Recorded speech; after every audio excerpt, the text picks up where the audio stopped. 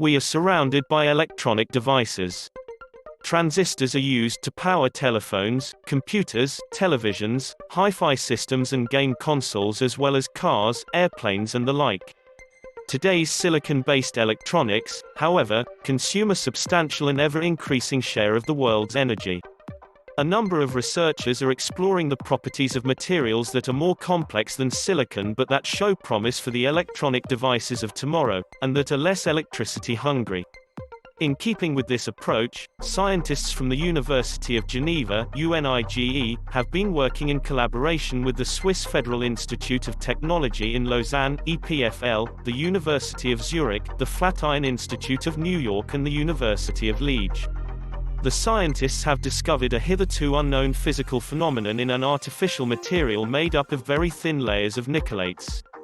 This could be exploited to accurately control some of the material's electronic properties, such as the sudden transition from a conductive to an insulating state. It could also be used to develop new, more energy-efficient devices. This technological advance is detailed in the journal Nature Materials. Nickelates are known for a special characteristic: they suddenly switch from an insulating state to that of an electrical conductor when their temperature rises above a certain threshold, begins Jean-Marc Trisconi, a professor in the Department of Quantum Matter Physics in UNIGE's Faculty of Science. This transition temperature varies according to the composition of the material. If you like the latest energy-saving technology and knowledge, please follow our channel. Nickelates are formed from a nickel oxide with the addition of an atom belonging to so-called rare earth elements, i.e. a set of 17 elements from the periodic table. When this rare earth is samarium, Sm, for example, the metal insulator jump takes place at around 130 degrees Celsius, while if it is neodymium, Nd, the threshold drops to -73 degrees Celsius. This difference is explained by the fact that when Sm is replaced by Nd, the compound's crystal structure is deformed, and it is this deformation that controls the value of the transition temperature.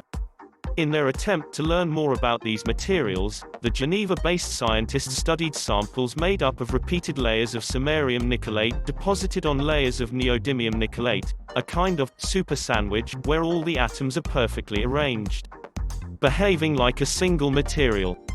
Claribel Dominguez, a researcher in the Department of Quantum Matter Physics and the article's first author, explains, when the layers are quite thick, they behave independently, with each one keeping its own transition temperature.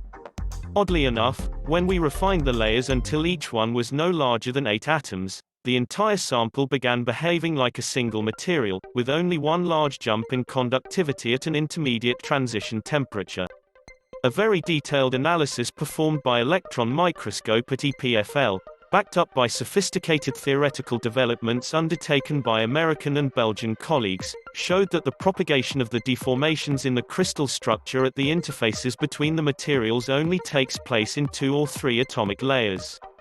Accordingly, it is not this distortion that explains the observed phenomenon.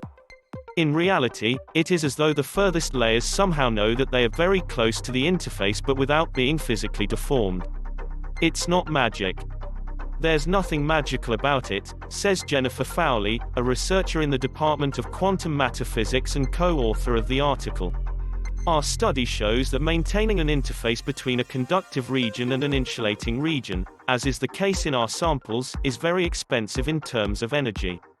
So, when the 2 layers are thin enough, they are able to adopt much less energy-intensive behavior, which consists of becoming a single material, either totally metallic or totally insulating, and with a common transition temperature. And all this happens without the crystal structure being changed. This effect, or coupling, is unprecedented. This discovery was made possible thanks to the support provided by the Swiss National Science Foundation and the QMAC-ERC Synergy Grant, Frontiers in Quantum Materials Control. It provides a new way of controlling the properties of artificial electronic structures, which, in this instance, is the jump in conductivity obtained by the Geneva researchers in the composite nickelate, which represents an important step forward for developing new electronic devices. Nickelates could be used in applications such as piezoelectric transistors reacting to pressure. More generally, the Geneva work fits into a strategy for producing artificial materials, by design, i.e. with properties that meet a specific need. This path, which is being followed by many researchers around the world, holds promise for future energy-efficient electronics. If you like the latest energy-saving technology and knowledge, please follow our channel.